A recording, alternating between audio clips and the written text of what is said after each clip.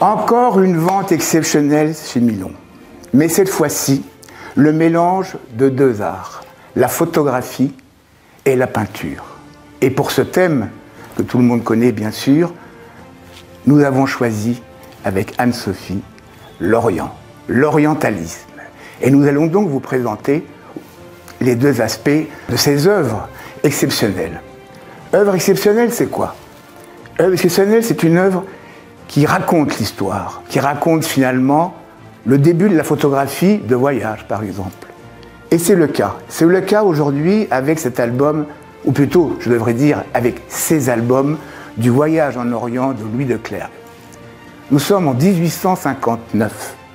Cette personnalité, qui est avant tout un jeune homme venant d'une famille riche, décide, par sa passion de l'archéologie, d'aller avec Guillaume Rey, un archéologue, faire des photographies pour faire un livre sur les différents sites en Syrie, sur les ruines des fortifications des croisés.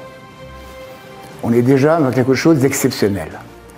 En 1860, la Syrie, au niveau de son voyage, est terminée et Louis de Clercq décide de continuer son voyage et continue à Jérusalem, en Égypte, et finit par l'Espagne et le côté mauresque de l'Espagne.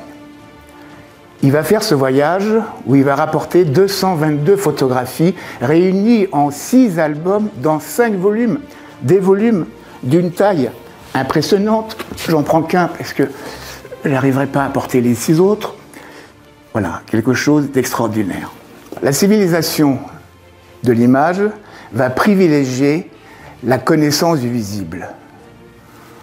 On va lire une image avant de vivre le vécu. Et c'est ce qui va se passer avec la photographie qui va rapporter des images pour justement des gens qui sont avides de nouveautés, etc. Et on est dans le milieu du 19e qui est avide justement de toutes ces connaissances, de cette volonté de découvrir des nouveaux pays, de découvrir des nouvelles civilisations. Et aussi avec cette idée de l'Orient. L'Orient qui est en fait quelque chose qui plaît aussi au niveau de la peinture, bien sûr, et Anne-Sophie en parlera beaucoup mieux que moi, mais qui va donner une sorte de pouvoir de compréhension différente au niveau de la photo. En effet, la peinture, c'est de la lumière, c'est de la couleur, et la photo, elle est monochrome, donc il va falloir trouver autre chose. Et ils vont trouver, à travers des vues, disons, modernes, le cas de ce photographe, ou alors rapporter simplement des images pour orientaliser l'Orient. C'est-à-dire, on va mettre en scène des gens habitant dans tel ou tel endroit, et on va les mettre en scène dans un studio pour recréer justement cette civilisation et recréer cette connaissance. Nous avons voulu, avec Christophe, lancer un dialogue, une conversation entre l'Orient, des peintres et des photographes. Après l'album de Clercq que Christophe vous a présenté, je vous emmène du côté de la peinture avec cette vue d'Alexandrie par Peter van den Helven et cette vue d'Istanbul par Ernest Körner. Ces deux peintres ont voyagé en Orient et souvent on nous parle de la peinture orientaliste comme d'un Orient fantasmé, un Orient rêvé. Ce n'est pas seulement cela. Van Helven voyage en Orient en 1866, ce qui est extrêmement tôt, et nous offre ici une vue d'Alexandrie très réaliste avec de nombreux personnages in situ.